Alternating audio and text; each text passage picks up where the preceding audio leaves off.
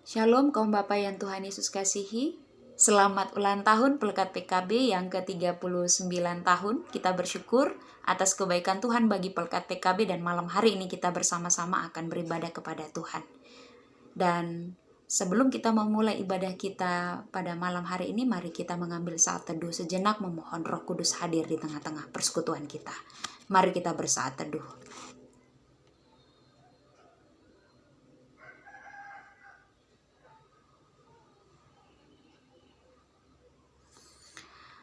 Kaum Bapa, mari kita bersama-sama memuji Tuhan. Sebagai nyanyian pembuka, kita memuji Tuhan Kidung Jemaat nomor 329.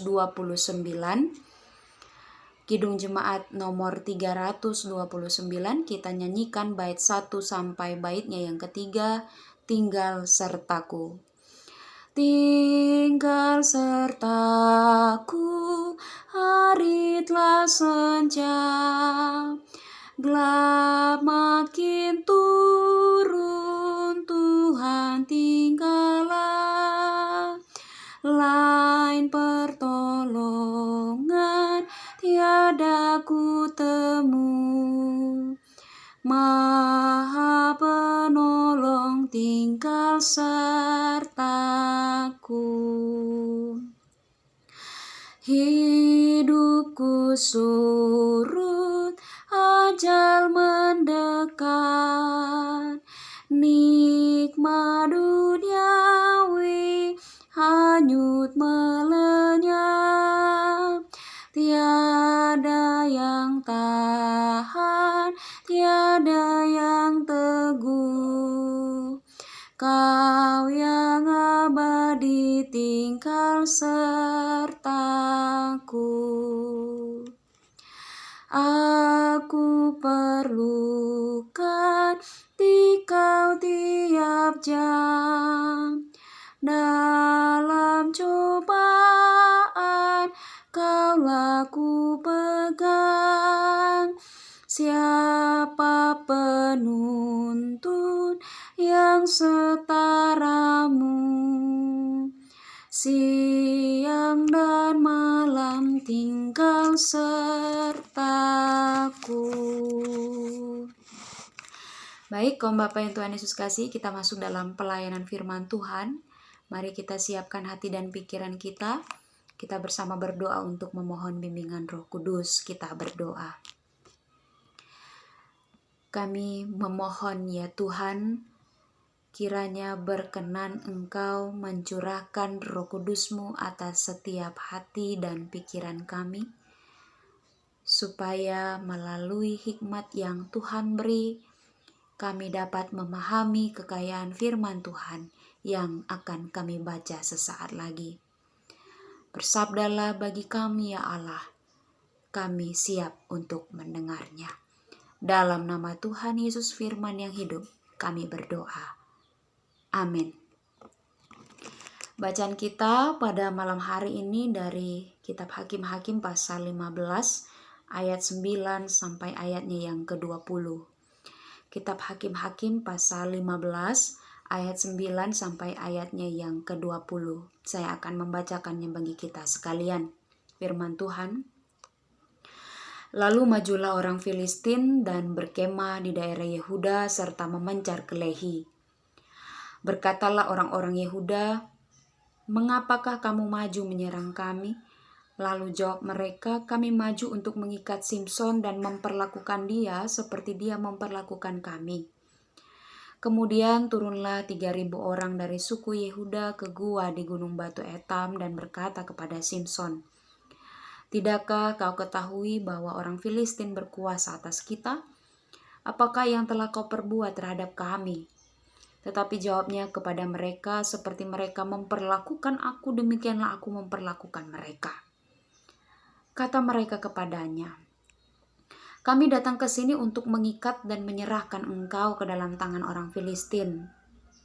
Tetapi jawab Simson kepada mereka, "Bersumpahlah kepadaku bahwa kamu sendiri tidak akan menyerang aku." Lalu kata mereka kepadanya, "Tidak, kami hanya mau mengikat engkau dan menyerahkan engkau ke dalam tangan mereka, tetapi membunuh engkau kami tidak mau." Maka mereka mengikat dia dengan 2 tali baru dan membawa dia dari bukit batu itu. Setelah ia sampai ke Lehi dan orang-orang Filistin mendatangi dia dengan bersorak-sorak, maka berkuasalah roh Tuhan atas dia, dan tali-tali pada tangannya menjadi seperti batang rami yang telah habis dimakan api, dan segala pengikatnya hancur tanggal dari tangannya. Kemudian ia menemui sebuah tulang rahang keledai yang masih baru, diulurkan tangannya, dipungutnya dan dipukulnya mati 1.000 orang dengan tulang itu. Berkatalah Simson, dengan rahang keledai bangsa keledai itu kuhajar, dengan rahang keledai 1.000 orang kupukul. Setelah berkata demikian, dilemparnya tulang rahang itu dari tangannya, kemudian dinamailah tempat itu Rahmat Lehi. Ketika ia sangat haus, berserulah ia kepada Tuhan, oleh tangan hambamu ini telah kau berikan kemenangan yang besar itu. Masakan sekarang aku akan mati kehausan dan jatuh ke dalam tangan orang-orang yang tidak bersunat itu? Kemudian Allah membelah liang batu yang di Lehi itu dan keluarlah air dari situ. Ia minum lalu menjadi kuat dan segar kembali. Sebab itu dinamailah mata air itu mata air penyeru, yang sampai sekarang masih ada di Lehi.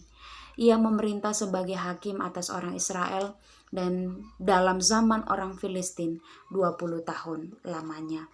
Demikianlah firman Tuhan. Berbahagialah kita yang tidak hanya mendengarnya saja, tetapi yang mau melakukannya dalam kehidupan kita hari lepas hari.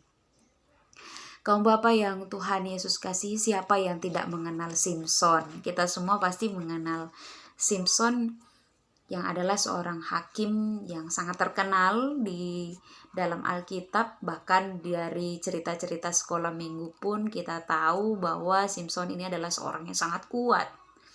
Dia mampu mengalahkan beribu-ribu orang dengan kekuatannya. Kekuatan yang dia miliki itu semua berasal daripada Tuhan, sebab sejak Simson ada dalam kandungan ibunya, dia sudah dipilih oleh Tuhan untuk membebaskan umatnya dari penindasan bangsa Filistin. Simson adalah seorang yang dipakai oleh Tuhan untuk melayani. Hanya kelemahan Simson, kalau kita baca di dalam Kitab Hakim-Hakim pasal 15 ayat 1 sampai ayat 8 bacaan SBU pagi ini, kita akan menemukan bahwa dia bukanlah orang yang mampu mengendalikan emosinya dengan baik. Sebab ketika ayah mertua dari Simson ini melakukan ketidakadilan baginya dengan menyerahkan istri Simson kepada laki-laki lain, ibarat sebuah barang, karena budaya patriarki membuat perempuan itu tidak bisa menolak apa yang ayahnya lakukan terhadapnya, dan ini mendatangkan kemarahan yang cukup besar dalam diri seorang Simson dan mendatangkan celaka yang cukup besar juga kepada bangsa Filistin.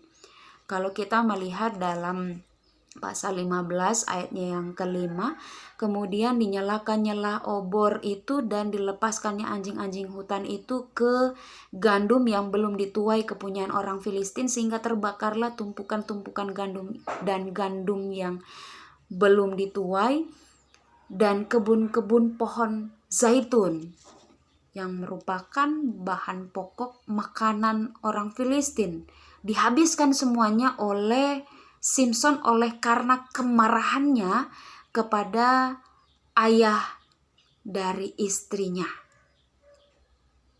Simson mengatakan bahwa apa yang dia perbuat itu tidak salah, seperti yang dikatakan di dalam ayatnya yang ketiga pasal 15. Lalu kata Simson kepadanya, sekali ini aku tidak bersalah terhadap orang Filistin apabila aku mendatangkan celaka kepada mereka. Tetapi yang namanya kekerasan tetaplah suatu hal yang tidak baik, karena emosi secara pribadi kemudian dia memberontak, ternyata membawa dampak yang cukup besar, bukan hanya dalam kehidupan Simson secara pribadi, tetapi kepada seluruh bangsa Yehuda. kita bisa melihat ketika Simson pergi ke gua di Bukit Batu Etam, dalam bacaan kita pada saat ini dikatakan dalam ayatnya yang ke-9, lalu majulah orang Filistin dan berkemah di daerah Yehuda serta memencar ke Lehi. Mereka berusaha untuk menjumpai Simson yang pada waktu itu berada di dalam gua di Bukit Batu Etam. Dan bangsa Yehuda kemudian mempertanyakan kedatangan mereka. Dan bahkan bangsa Yehuda bertanya kepada Simson secara pribadi dalam ayatnya yang ke-11, apakah juga yang telah kau perbuat terhadap kami? Mereka bertanya apa yang telah Simson perbuat sehingga orang Filistin begitu marah terhadap mereka. Dan kemudian Simson seperti yang diminta oleh orang Filistin untuk diserahkan kepada mereka. Simson ini dikatakan kami maju untuk mengikat Simson dan memperlakukan dia seperti dia memperlakukan kami. Apa yang Simson buat dalam kehidupan orang Filistin karena emosinya itu kemudian mendatangkan emosi juga dalam kehidupan orang Filistin. Orang Filistin membalaskan kejahatan yang telah dilakukan oleh Simson dengan jalan kejahatan juga. Pada akhirnya Simson diminta untuk menyerahkan diri. Simson diminta untuk diikat dan diserahkan kepada bangsa Filistin. Dan kita melihat bahwa dalam kesadarannya Simson menyerahkan dirinya. Dia diserahkan kepada orang Filistin, tetapi apa yang terjadi dalam ayatnya yang ke-14? Setelah ia sampai ke Lehi dan orang-orang Filistin mendatangi dia dengan bersorak-sorak, maka berkuasalah roh Tuhan atas dia. Roh Tuhan berkuasa atas dia dan kembali kekuatannya menjadi sangat dahsyat dan ia memukul kalah. Ya, memukul hancur orang Filistin. Mati, dikatakan mati 1000 orang dengan tulang keledai yang dia pakai untuk menghajar bangsa Filistin. Mengapa hal ini dilakukan oleh Tuhan, saudaraku? Karena jelas apa yang dilakukan oleh Simson adalah sesuatu hal yang salah. Kekerasan tetaplah suatu hal yang tidak berkenan di hadapan Tuhan. Tetapi kita melihat mengapa Allah kemudian menolong Simson secara pribadi atas apa yang dihadapinya ketika ia diserahkan ke dalam tangan orang Filistin. Yang pertama, karena Tuhan tahu bahwa Simson adalah korban perbuatan semena-mena ayah mertuanya. Tuhan tahu bahwa sebelumnya Simson mengalami ketidakadilan sehingga dia mengalami emosi yang cukup luar biasa, kemarahan yang menggebu-gebu sehingga mendatangkan dampak yang cukup luar biasa dalam kehidupan orang Filistin.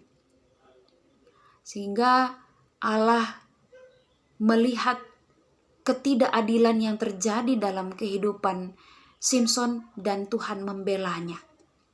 Kemudian apa yang menjadi alasan yang kedua Tuhan membela Simson? Yang kedua adalah karena Tuhan tidak ingin Simson menjadi korban kekerasan massal dari bangsa pendatang yang kejam. Tuhan tidak ingin melihat bahwa bangsa pilihannya, dalam hal ini Simson yang adalah bagian dari bangsa pilihan itu, apalagi Simson ini adalah seorang hakim, dipukul kalah oleh bangsa yang hidupnya tidak berkenan di hadapan Tuhan. Seolah-olah Allah tidak membela, Allah tidak memperhatikan keberadaan bangsa Israel, dan itu sudah pasti akan mendatangkan penghinaan dari bangsa-bangsa lain yang tidak mengenal Tuhan kalau bangsa Israel tidak dibela oleh Allah. Secara khusus dalam hal ini Simson mungkin tidak dibela oleh Allah. Kalau Simson tidak dibela oleh Allah pada waktu itu, maka bangsa lain akan menghina-hina bangsa Israel. Bahkan akan menghina Tuhan yang disembah oleh bangsa Israel. Karena pada waktu itu dalam kitab Perjanjian Lama, kalau ada suatu bangsa yang kalah bertarung, kalah perang, maka mereka bukan hanya menghina bangsa yang kalah itu, tetapi juga menghina Tuhan yang disembah oleh bangsa yang kalah. Itu berarti kekalahan bangsa itu adalah kekalahan Tuhan yang disembah oleh mereka, sehingga Allah tidak ingin dirinya kemudian dihina. Allah tidak mau kemahakuasaannya dianggap rendah oleh bangsa yang tidak mengenal Dia. Sehingga melalui kehadiran Simson, Allah mau menyatakan kuasanya membela bangsa pilihannya melalui kehadiran Simson. Selanjutnya yang ketiga, alasan Allah membela Simson adalah karena Tuhan telah memilih Simson sejak dari kandungan ibunya untuk menjadi nazir yang akan membebaskan umatnya dari penindasan bangsa Filistin. Ya, Allah membela orang yang dipilihnya. Allah membela orang yang Ia tunjuk untuk melayani Dia. Sehingga melalui bacaan kita pada saat ini, kita mau belajar di dalam firman Tuhan yang kita baca bersama saat ini, bahwa yang pertama, kekerasan itu tidak menghasilkan pemecahan masalah yang baik. Ketika bapak-bapak mengalami masalah, emosi yang terlalu menggebu-gebu, kemarahan yang berapi-api tidak akan menyelesaikan persoalan. Karena apa? Karena selain dia merugikan diri kita sendiri, dia juga akan merugikan orang-orang yang ada di sekitar kita. Sama seperti yang dialami Simson. Dia merugikan dirinya sendiri, bahkan juga merugikan bangsa yang dia pimpin. Sehingga kita belajar bahwa baiklah apa yang orang lain perbuat terhadap kita, seberat apapun dan semenyakitkan apapun, mari kita serahkan perkara itu kepada Tuhan. Bukan dengan membalasnya dengan kekerasan juga, atau membalasnya dengan hal yang sama seperti yang orang lain berbuat kepada kita. Tetapi mari melalui firman Tuhan pada saat hari ini kita belajar bersama untuk lebih meredam emosi, untuk lebih rendah hati menyikapi segala persoalan yang kita alami. Kita adalah orang-orang pilihan Tuhan yang seharusnya menjadi teladan, bahwa di tengah-tengah segala situasi yang mungkin membawa kita kepada emosi yang menggebu-gebu, kemarahan yang berapi-api, hendaklah kita menyelesaikannya dengan kasih. Apalagi sebagai kaum bapa yang adalah pemimpin, menjadi teladan.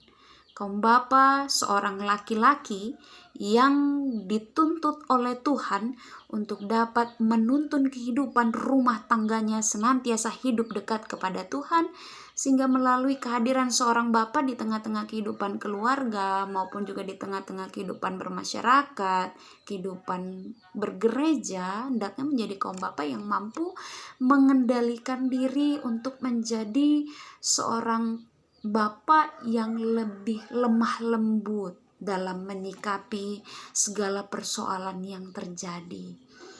Bukan karena emosi, karena marah yang berapi-api kemudian mendatangkan kerugian bagi diri kita sendiri maupun juga bagi keluarga kita atau orang-orang yang ada yang dekat dengan kita.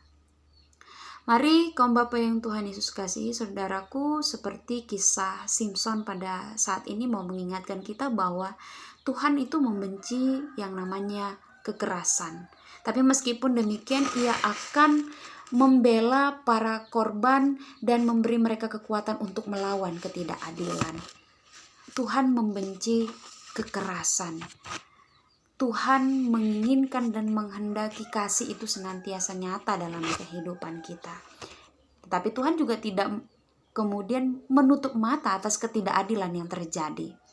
Untuk itu saudaraku, mari kita bersama-sama hidup dalam kasih, hidup dalam kesetiaan. Sama-sama menjadikan firman Tuhan sebagai dasar dalam kehidupan kita, sehingga baik dalam suka maupun duka, kita senantiasa berjalan bersama-sama dengan Tuhan.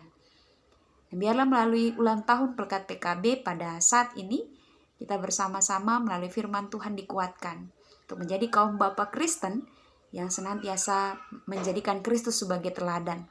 Kasih itu senantiasa kita nyatakan, sehingga nama Tuhan senantiasa dipermuliakan. Selamat ulang tahun Pelkat PKB yang ke-39. Tuhan Yesus memberkati kita semua. Tuhan memberkati firman-Nya. Amin. Kembali kita bersama memuji Tuhan dari Kidung Jemaat nomor 329, baitnya yang keempat dan baitnya yang kelima. Kita nyanyikan bersama-sama 329, baitnya yang keempat dan baitnya yang kelima. Aku tak takut karena Kau dekat, susah tak pahit, duka tak berat, kubur dan maut di mana jayamu. Tuhan yang bangkit tinggal sertaku. Berilah salib-Mu nyata di depan, tunjukkan jalan yang menuju terang. Fajar menghalau, kabut dan mendung, Tuhan kekal Kau tinggal sertaku. Mari kita berdoa.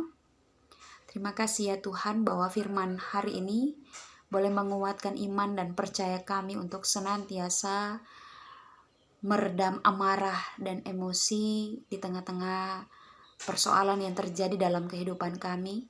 Sehingga sebagai kaum bapa kami dimampukan untuk menjalani hari-hari dengan penuh kasih, lemah lembut dan sabar, karena seperti itulah yang Engkau kehendaki. Kami tahu Engkau adalah Allah yang Maha Kuasa dan Maha Adil. Engkau tidak menutup mata atas ketidakadilan yang terjadi dalam hidup ini. Sehingga biarlah melalui firman Tuhan pada saat ini, kami boleh dimampukan untuk lebih peka melihat ketidakadilan yang terjadi di sekitar kami, dan membela orang-orang yang mengalami tindakan ketidakadilan. Biarlah nama Tuhan boleh dipuji dan dipermuliakan melalui setiap perbuatan yang kami lakukan, dan kami menyerahkan hidup kami untuk kami dapat dimampukan menjadi contoh dan teladan Kristus dimanapun kami hadir dan berada. Kami bersyukur dalam wadah Pelkat PKB, ibadah yang boleh kami laksanakan pada malam hari ini. Kami boleh bersama-sama mengingat rayakan kasih karunia Tuhan atas Pelkat PKB GPIB yang pada hari ini bertambah usia sehingga genap 39 tahun. Itu semua bukan karena kekuatan kami selaku manusia, tetapi semata-mata karena pertolongan Tuhan. Kami berterima kasih ya Bapa. Berkatilah Dewan Pelkat PKB, berkatilah para pengurus Pelkat PKB, secara khusus pengurus Pelkat PKB Jemaat Gibeon Rumbai yang senantiasa dalam kesetiaan melayani Tuhan. Biarlah terus Engkau berkati persekutuan kami ya Tuhan, berkati para pengurus kami, sehingga dengan penuh sukacita kami boleh ambil bagian dalam setiap pelayanan, dalam setiap persekutuan yang beribadah kepada Tuhan. Kami menyerahkan kehidupan kami sebagai imam dalam rumah tangga. Anugerahkanlah kepada kami hikmat dan kebijaksanaan untuk dapat membawa kehidupan rumah tangga kami hidup senantiasa takut akan Tuhan. Kami menyerahkan segala pergumulan hidup kami Tuhan, pergumulan hidup rumah tangga keluarga kami, pekerjaan usaha kami, dimanapun kami berada pada saat ini. Tuhan berkati, Tuhan jaga, lindungi, sertai. Jauhkanlah kami dari segala mara bahaya, kecelakaan, sakit, penyakit. Biarlah damai sejahtera Tuhan boleh ada selalu dalam hati kami, sehingga kami dimampukan memperkatakan kasih Kristus, memperkatakan firman Tuhan dimanapun kami hadir dan berada. Terima kasih Tuhan untuk persekutuan yang indah ini. Kami telah memuji, membesarkan kemuliaan nama-Mu. Biarlah berkenan Engkau atas ibadah yang kami lakukan pada saat ini, dan kami serahkan seluruh keberadaan hidup kami ke dalam tangan pengasihan-Mu. Biarlah hanya kehendak Tuhan sajalah yang jadi dan bukan kehendak kami. Dalam nama Tuhan Yesus kami serahkan hidup dan kehidupan kami. Saudaraku, arahkanlah hati dan pikiranmu kepada Tuhan serta terimalah berkat-Nya. Tuhan memberkati engkau dan melindungi engkau. Tuhan menyinari engkau dengan wajah-Nya dan memberi engkau kasih karunia. Tuhan menghadapkan wajah-Nya kepadamu dan memberi engkau damai sejahtera. Amin. Amin. Amin.